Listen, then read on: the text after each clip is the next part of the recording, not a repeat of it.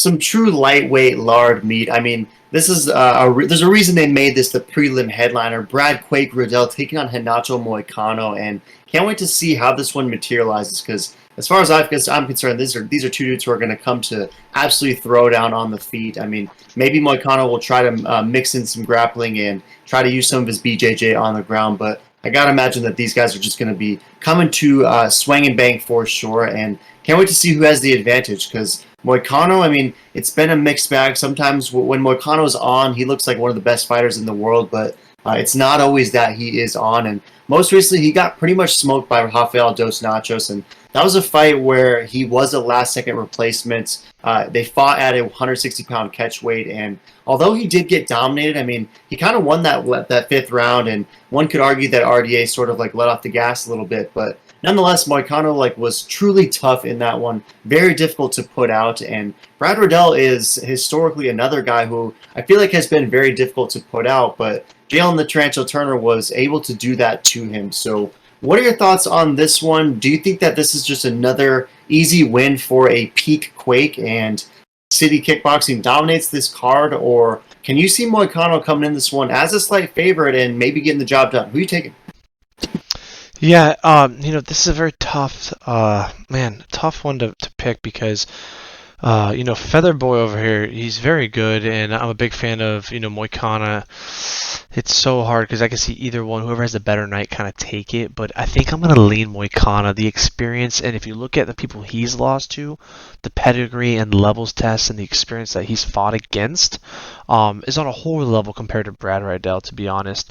Moicano's fought the best of the best, and he's beaten a lot of good guys. Brad Riddell, he's beaten a few good guys. Probably the best is Drew Dober. But if you look at Moicano's wins, it's not even comparable. So I gotta ride with Moicano. I think his height and reach is gonna be a big advantage. I think his grappling will be better advantage, and I think maybe even his striking will have a little bit better advantage just because of the length. Brad's really gonna have to try to get in there. I don't know. Maybe he tries to do heavy wrestling, but I just don't see how he would beat Renato anywhere it goes unless he gets a YOLO meat bomb. Yeah, I kind of see it the same way. I gotta imagine that Moicano hopefully can keep the distance and make it his fight on the feet. But Brad Riddell does have those power YOLO meat bombs, so if he's able to crack meaty Moicano, then I do see a world where Moicano's lights could go off. But you touched on the resumes of both guys. I mean, yeah, you're absolutely right. Riddell's best win definitely over Drew Dober. I mean, he does have those other nice wins that have aged pretty well. I mean, Magomed Mustafayev is a guy with a lot of wins, and Jamie Malarkey as well, but Renato Moicano has wins over Zubaira, has wins over Cub Swanson, Calvin Cater, and then Alexander Hernandez and Jai Herbert most recently, who are legit 155ers. So he's been able to have wins at 145 and has picked up some at 55 as well, where I think is his true weight class. I want to see how far Moicano can go in this division because he still is only 33, and while Brad Riddell definitely I feel the same way about, he's only 31, I feel like he has a future as well. I think Moicano's time is now, and